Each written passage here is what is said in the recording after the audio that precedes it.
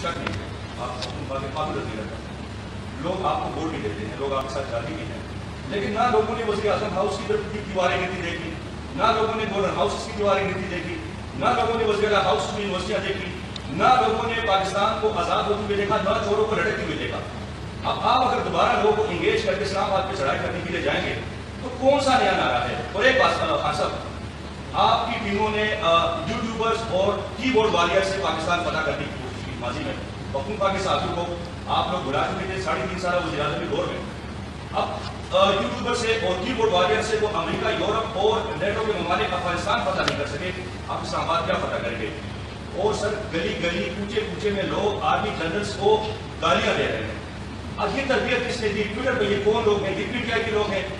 آپ اپنے ورکر کو پاکستان کے اداروں بالخصوص آرمی اور جو عدلیہ ہے اس کے حوالے سے کیا پیغام دیں گے؟ کہ جو آرمی جنرل کے حوالے سے یہ پیغام آپ نے کہا تھا کار میں پیغام پہنچا دیں، تو میرے خیال سے کار تک پہنچ چکا ہے، گالیاں بڑھ رہی ہیں۔ تو آپ عوام توقع کر رہے ہیں کہ آپ اپنے ورکر کی تھوڑی سی تربیت کر رہے ہیں، آپ وہی بالکل آپ اپنی تحریک چلائیں، ان چوروں کے خلاف چلائیں، پاکستان کو فتح کریں، فتح کر کے دوبارہ آپ عوام کی خدمت کریں۔